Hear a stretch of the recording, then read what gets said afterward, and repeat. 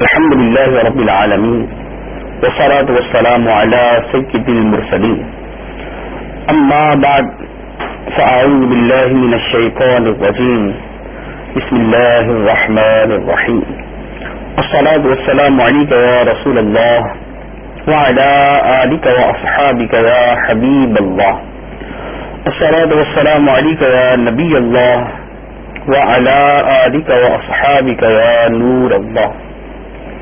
نسائی شریف کی حدیث مبارک ہے. سرکار مدینہ راحت قلب و سینہ صلی اللہ تعالی علیہ وآلہ وسلم کا فرمان عالی شان ہے، جس نے مجھ پر ایک مرتبہ درود پڑھا، اللہ عز و جل اس پر 10 درود بھیجے گا اور اس کی 10 خطائیں معاف فرما دے گا اور اس کے 10 درجات بلند فرمائے گا. صلو علی الحبیب صلی اللہ تعالی علی محمد صلی اللہ علیہ وسلم. فیضان قرآن کے آج کے اس سلسلے میں ہم سورہ مائدہ کی آیت نمبر 27 سے قرآن پاک کا درس سنیں گے. اللہ عز و جل ارشاد فرماتا ہے، بسم اللہ الرحمن الرحیم، وَاتْلُ عَلَيْهِمْ نَبَأَ ابْنَيْ آدَمَ بِالْحَقِّ إِذْ قَرَّبَا قُرْبَانًا فَتُقُبِّلَ مِنْ أَحَدِهِمَا وَلَمْ يُتَقَبَّلْ مِنَ الْآخَرِ قَالَ لَأَقْتُلَنَّكَ قال انما يتقبل الله من المتقين. اور اے حبیب، انہیں آدم کے 2 بیٹوں کی سچی خبر پڑھ کر سناؤ. جب دونوں نے ایک ایک قربانی پیش کی تو ان میں سے ایک کی طرف سے قبول کر لی گئی اور دوسرے کی طرف سے قبول نہ کی گئی. تو جس کی قربانی قبول نہ ہوئی اس نے دوسرے سے کہا، میں ضرور تجھے قتل کر دوں گا. دوسرے نے کہا، اللہ صرف ڈرنے والوں سے قبول فرماتا ہے. اس آیت مبارکہ میں اور اس رکوع کے اندر اللہ عز و جل نے ایک واقعہ بیان فرمایا ہے جس کا تعلق حضرت آدم علیہ الصلوۃ والسلام کے 2 بیٹوں سے ہے. روایات میں یوں ہے کہ ابتدا میں جب حضرت آدم اور حضرت حوا دونوں دنیا میں تشریف لائے تو سلسلہ اولاد یوں جاری ہوا کہ حضرت حوا رضی اللہ تعالی عنہا کے ہاں ہر حمل میں ایک لڑکا اور ایک لڑکی پیدا ہوتے اور اگلے حمل میں دوبارہ ایک لڑکا اور ایک لڑکی پیدا ہوتے. پہلے حمل کے لڑکے کا نکاح دوسرے حمل کی لڑکی کے ساتھ اور دوسرے حمل کے لڑکے کا نکاح پہلے حمل کی لڑکی کے ساتھ ہوا کرتا تھا، کیونکہ اس کے علاوہ نکاح کی کوئی صورت ہی نہ تھی. اور جو ایک حمل میں پیدا ہوتے ان کو گویا ایک دوسرے کا بھائی شمار کیا جاتا ہے، بہن بھائی شمار کیا جاتا ہے کہ یہ آپس میں ایک دوسرے سے نکاح نہیں کر سکتے. اسی سلسلے کے اندر حضرت آدم علیہ الصلوۃ والسلام کے 2 بیٹے تھے، ایک حابیل اور ایک قابیل.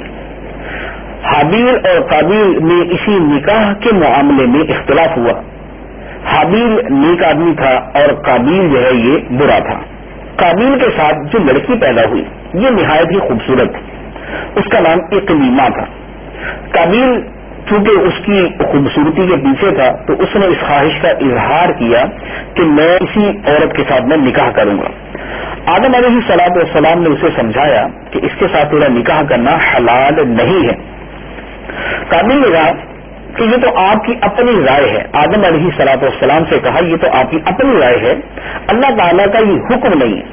حضرت آدم علیہ الصلوۃ والسلام نے فرمایا کہ اگر تم یہ سمجھتے ہو کہ یہ اللہ تعالیٰ کا حکم نہیں ہے اور صرف میری رائے ہے تو تم اس طرح کرو کہ اپنے اپنے قربانیاں لاؤ اور اللہ تعالیٰ کی بارگاہ میں پیش کرو. جس کی قربانی اللہ کی بارگاہ میں قبول ہو جائے گی وہی اقلیمہ کا حقدار ہوگا. اور اس زمانے میں اللہ تعالیٰ کی بارگاہ میں قربانی پیش کرنے اور اس کے قبول ہونے کی صورت یہ تھی کہ دونوں کہ جس نے بھی قربانی پیش کرنی ہوتی وہ پہاڑ کے اوپر اپنی اس نظر کو اور اپنی قربانی کو رکھ دیتا.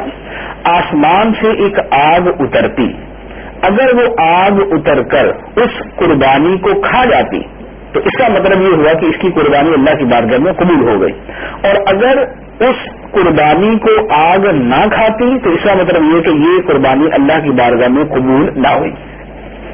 چنانچہ حابیل اور قابیل دونوں نے اللہ تبارک و تعالیٰ کی بارگاہ میں اپنی اپنی قربانی پیش کی. قابیل نے ایک انبار گندم کا اور حابیل نے ایک بکری قربانی کے لیے پیش کی. آسمان سے آگ اتری اور اس نے حابیل کی قربانی کو لے لیا. گویا حابیل کی قربانی اللہ کی بارگاہ میں قبول ہو گئی اور قابیل کی مردود ہو گئی. تو اکریمہ کا حقدار قابیل نہ ہوا بلکہ حابیل ہو گئے. اب جب یہ منظر دیکھا تو قابیل کے دل میں حسد اور بغض پیدا ہوا اپنے بھائی کے بارے میں. اور آدم علیہ الصلوۃ والسلام جب حج کے لیے تشریف لے گئے تو قابیل نے حابیل سے کہا کہ میں تمہیں قتل کر دوں گا. حابیل نے پوچھا کہ تم مجھے کیوں قتل کرو گے؟ اس نے کہا اس لیے کہ تمہاری قربانی قبول ہوئی اور میری نہ ہوئی. تم اکریمہ کے حقدار بنے اور میں محروم رہا، اس لیے میری ذلت ہے، لہذا میں تجھے قتل کر دوں گا. حابیل نے جواب دیا کہ قربانی قبول کرنا تو اللہ تعالیٰ کا کام ہے اور اللہ تعالیٰ متقین کی قربانی قبول کرتا ہے. اگر تو متقی ہوتا تو تیری قربانی اللہ کی بارگاہ میں قبول ہو جاتی. لہٰذا اگر تیری قربانی قبول نہ ہوئی تو یہ تیرا اپنا قصور ہے اور یہ تیرے اپنے کرتوتوں اور اعمال کا نتیجہ ہے، اس میں میرا کیا قصور ہے. لیکن قابیل اپنی بات پہ ڈٹا رہا اور اسے یہی کہتا رہا کہ میں تجھے قتل کر دوں گا. اسی واقعے کو آگے اللہ عز و جل نے ارشاد فرمایا، بے شک اگر تو مجھے قتل کرنے کے لیے میری طرف اپنا ہاتھ بڑھائے گا تو میں تجھے قتل کرنے کے لیے اپنا ہاتھ تیری طرف نہیں بڑھاؤں گا. میں اللہ تعالیٰ سے ڈرتا ہوں جو سارے جہانوں کا مالک ہے. انی اريد ان تبوء باسمي واسمك فتكون من اصحاب النار وذلك جزاء الظالمین. میں تو یہ چاہتا ہوں کہ میرا اور تیرا گناہ دونوں تیرے اوپر ہی پڑ جائیں تو تو دوزخی ہو جائے اور ظلم کرنے والوں کی یہی سزا ہے. جب قابیل نے حابیل سے کہا میں تجھے قتل کر دوں گا تو حابیل نے بڑی محبت اور نرمی کے ساتھ اسے جواب دیا کہ اگر مجھے قتل کرنے کے لیے تو اپنا ہاتھ میری طرف بڑھائے گا تو تجھے قتل کرنے کے لیے میں اپنا ہاتھ تیری طرف نہیں بڑھاؤں گا، کیونکہ میں اللہ عز و جل سے ڈرتا ہوں جو رب العالمین ہے. اور میں یہ چاہتا ہوں کہ میرا گناہ یعنی میرے قتل کا گناہ اور تیرا گناہ جو اس سے پہلے تو کر چکا ہے، والد کی نافرمانی کی، اللہ تعالیٰ کے حکم کو ماننے سے انکار کیا اور میرے ساتھ حسد و بغض کیا، یہ سارے گناہ تیرے کھاتے میں جمع ہو جائے اور تو جہنمی ہو جائے، لیکن مجھے اللہ عز و جل اپنے عذاب سے محفوظ کر لے. لیکن اس تمام کے باوجود بہرحال قابیل نے حابیل کو قتل کر دیا. اور اس کے بعد اگلا واقعہ اللہ عز و جل بیان فرماتا ہے، فطوعت له نفسه قتل اخيه فقتله فاصبح من الخاسرين. تو اس کے نفس نے اسے اپنے بھائی کے قتل پر راضی کر لیا تو اس نے اسے قتل کر دیا، پھر وہ نقصان اٹھانے والوں میں سے ہو گیا. یہاں فرمایا کہ اس تمام گفتگو کے باوجود کہ حابیل نے قابیل کو سمجھانے کی کوشش کی اور اسے گناہ کے بارے میں مطلع نہیں کیا، لیکن قابیل نے بہرحال اسے قتل کر دیا. اب قتل کرنے کے بعد اب وہ پریشان ہوا کہ میں نے قتل تو کر دیا، اس لاش کا کیا کروں، کیونکہ اس سے پہلے دنیا میں کوئی انسان مرا ہی نہیں تھا تو اسے پتہ ہی نہیں تھا کہ جو انسان مر گیا اس کا کرنا کیا ہے. اب اسے اپنی پشت پہ لاد کے اس کو جو ہے وہ چلتا رہا، کئی دن تک یہ ماجرا سمجھ رہا ہے کہ اس کو کرنا کیا. تو اللہ عز و جل نے 2 قبضے بھیجے. ایک قبضے نے دوسرے قبضے سے لڑائی کی اور اسے مار دیا. اس کو مارنے کے بعد اب اس قبضے نے زمین کو کوریدنا شروع کیا، اپنی چونچ اور اپنے پنجوں کے ساتھ زمین کو کوریدا اور اس مردہ قبضے کو اس نے زمین کے اندر گاڑ دیا، دبا دیا. یہ دیکھ کر قابیل کو سمجھ آئی کہ اگر کوئی انسان مر جائے تو اس کا کیا کرنا ہوتا ہے، اس کی لاش کو کیا کرنا ہوتا ہے. پھر اس نے زمین کے اندر قبر کو دی اور اپنے بھائی حابیل کو اس میں دفن کر دیا. اللہ عز و جل اسی کو بیان فرماتا ہے، ارشاد فرمایا فبعث اللہ غرابا يبحث في الارض ليريه كيف يواري سوءة اخيه قال يا ويلتى اعجزت ان اكون مثل هذا الغراب فاواري سوءة اخي فاصبح من النادمين. پھر اللہ نے ایک کوا بھیجا جو زمین کورید رہا تھا تاکہ وہ اسے دکھا دے کہ وہ اپنے بھائی کی لاش کیسے چھپائے. کوے کے عمل کو دیکھ کر قاتل نے کہا ہائے افسوس، میں اس کوے جیسا بھی نہ ہو سکا کہ اپنے بھائی کی لاش چھپا لیتا. تو وہ پچھتانے والوں میں سے ہو گیا. یہ پورا واقعہ اللہ عز و جل نے جو بیان فرمایا، اس میں ہمارے لیے بہت ساری نصیحتیں اور بہت ساری عبرتیں ہیں۔ بطور خاص اس واقعے میں 3 چیزوں کا بیان کیا گیا۔ پہلا بیان یہ ہوا کہ اللہ عز و جل نے حسد کی برائی اور اس کی مذمت کو یہاں پر بیان فرمایا، کیونکہ قابیل نے حسد کی وجہ سے ہی اپنے بھائی حابیل کو قتل کیا کہ اس کی قربانی اللہ کی بارگاہ میں قبول ہوئی، اس کے حصے میں وہ لڑکی آئی جس لڑکی کو وہ چاہتا تھا، تو اب اس حسد اور اس بغض اور اس کینے کے اندر اس نے اپنے بھائی کو قتل کر دیا۔ تو پہلے نمبر پر حسد کی برائی، دوسرے نمبر پر قتل ناحق کی برائی ظاہر ہوئی کہ یہاں پر اس نے قتل ناحق کیا کہ اپنے بھائی کو ایک دنیاوی مفاد کی خاطر قتل کر دیا۔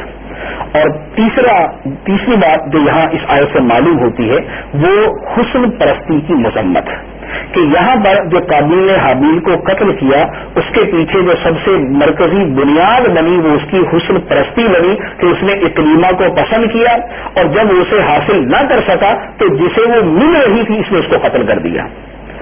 تو حسد، قتل اور حسن پرستی یہ تینوں ہی اللہ عز و جل کی بارگاہ میں مذموم صفات ہیں۔ سرکار دو عالم صلی اللہ تعالی علیہ وآلہ وسلم نے حسد کے بارے میں ارشاد فرمایا، اور لوگوں تم نے پچھلی امتوں کی بیماری سرایت کر گئی، حسد اور بغض یہ مونڈ دینے والی ہے۔